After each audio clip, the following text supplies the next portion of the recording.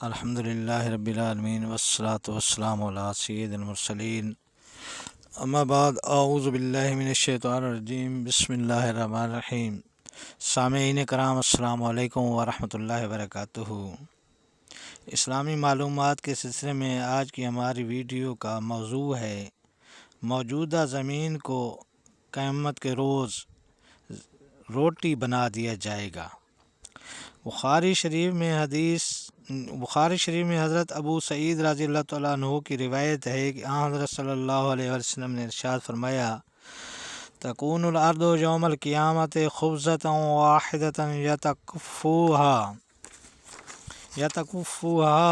الجبار بجدہ کما یکفى احدکم خبزۃ فی السفر نزلا لأہل الجنت فأتى رجل من اليہود فقال بارک الرحمن علیک یا ابا القاسم الا اخبرک بنزل اہل الجنت یوم القیامت قال بلا قال تکون الارض خبزۃ واحدۃ کما قال النبی صلی اللہ علیہ وآلہ وسلم فنظر النبی صلی اللہ علیہ وسلم الینا ثم ضحک حتی بادت نواجذہ ثم قال الا اخبرک بإدامہم قال إدامهم بلعام ونون قالوا وما هذا قال ثور ونون یاکل من زائد کبدہما 70 الفا۔ اس کا ترجمہ یہ ہے کہ قیامت کے دن زمین ایک روٹی بن جائے گی جسے اللہ تبارک و تعالیٰ برابر کرنے کے لیے اپنے دست مبارک سے اس طرح الٹے پلٹے گا جیسے تم میں سے کوئی آدمی سفر میں جاتے وقت اپنی روٹی کو لٹتا پلٹتا ہے۔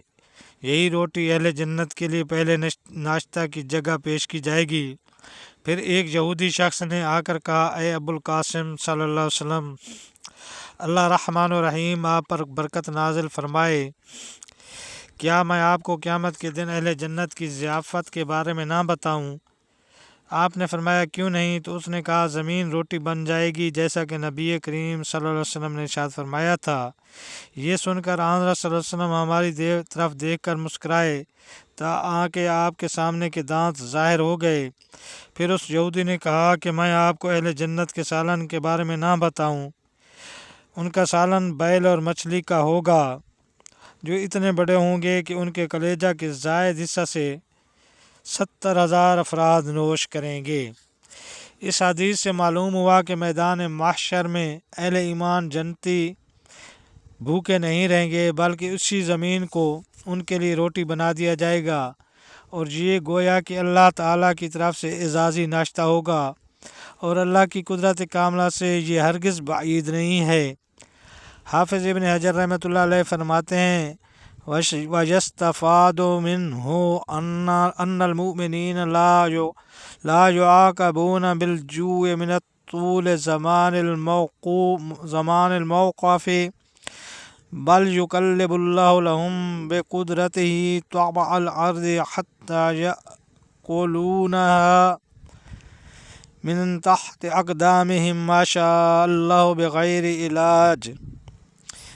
علاج ولا کلفت ويكون معنا قوله نزلا لأهل الجنة أي الذين يصيرون إلى الجنة أعم من كون ذلك يقع بعد الدخول إليها أو قبله واللہ عالم۔ اس کا ترجمہ یہ ہے کہ اور اس سے یہ مستفاد ہوتا ہے کہ قیامت کے دن میدان معاشر کے لیے کہ لمبے عرصہ میں اہل ایمان کو بھوکا نہیں رکھا جائے گا بلکہ اللہ تعالیٰ اپنی قدرت سے ان کے لیے زمین کی حقیقت و ماہیت کو بدل دے گا۔ چنانچہ مومنین اپنے قدموں کے نیچے سے بغیر کسی تکلیف اور مشقت کے جو اللہ چاہے گا کھائیں گے، اور زمین کہ اہل جنت کے لیے ناشتہ ہونے کا مطلب یہ ہوگا کہ یہ ان لوگوں کو دیا جائے گا جو عنقریب جنت میں پہنچنے والے ہیں۔ گویا کہ یہ لفظ عمومی معنی میں ہے، جنت میں داخلہ سے پہلے کے لیے اور بعد کے لیے بھی، واللہ عالم۔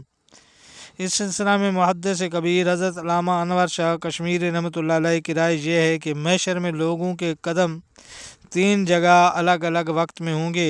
اولاً سب محشر کی زمین پر ہوں گے، پھر سب پل صراط پر جائیں گے جن میں سے کچھ جہنم میں گر جائیں گے اور بقیہ بچ کر جنت کی زمین پر پہنچ جائیں گے۔ جب سب لوگ محشر کی زمین سے ہٹ جائیں گے اور یہ زمین خالی ہو جائے گی تو اس وقت اللہ تعالیٰ اس زمین کو روٹی بنا کر جنت میں داخل ہونے والوں کو پہلی مہمانی کے طور پر پیش فرمائے گا، واللہ عالم۔ مسلم شریف میں حضرت عائشہ رضی اللہ تعالیٰ عنہ کی ایک روایت سے بھی اس کی تائید ہوتی ہے۔ یہاں یہ اشکال ہو سکتا ہے کہ دنیا کی زمین کو تو روڑے اور پتھروں پر مشتمل ہے، اسے اہل جنت کیسے کھا سکتے ہیں؟ تو اس کا حل فرماتے ہوئے حجت الاسلام حضرت مولانا محمد قاسم صاحب نانوتوی نے فرمایا ہے کہ اس دن زمین کو چھان کر کثیف چیزیں علیحدہ کر لی جائیں گی اور لطیف اشیاء کو روٹی کی شکل دے دی جائے گی۔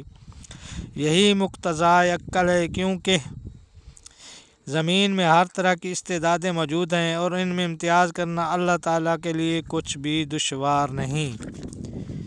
تو یہ تھی حاضرین قیامت کے روز جنتی لوگوں کے کھانے کے حوالے سے معلومات۔ اللہ تعالیٰ آپ سب کو اپنی حفظ و امان میں رکھے۔ السلام علیکم ورحمۃ اللہ وبرکاتہ۔